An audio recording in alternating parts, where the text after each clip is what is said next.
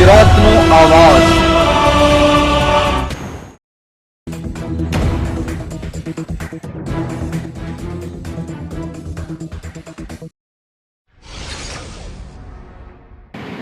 ભરૂચ જિલ્લાના Jhagadia જીઆઈડીસીની red and Taylor કંપનીના કર્મચારી લઈ જતી ગાડી પલટી ખાઈ ગઈ। ગાડીમાં સવાર ડ્રાઈવર સહિત 6 ઇસમો પૈકી એકનું મોત, 5ની ઈજા। ઝઘડિયા તાલુકામાં અવારનવાર નાની મોટી અકસ્માતોની ઘટના બનતી રહે છે, જેમાં કેટલાક ઘટનાઓ જીવન સાબિત થઈ રહી છે।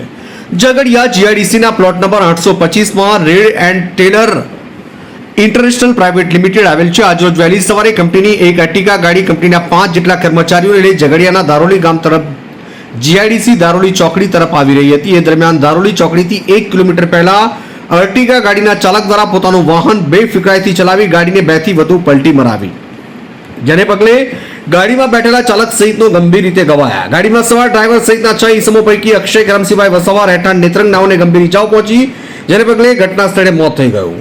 ગંભીર રીતે ઘવાયેલોને પહેલા વાલિયા ખાતે સરકારી હોસ્પિટલ ખસેડાયા, ત્યારબાદ તેઓને વધુ સારવાર અર્થે કંપની દ્વારા અંકલેશ્વરની ખાનગી મલ્ટી સ્પેશિયાલિટી હોસ્પિટલમાં સારવાર હેઠળ રાખવામાં આવ્યા છે। ઝઘડિયાથી જયશીલ પટેલનો રિપોર્ટ।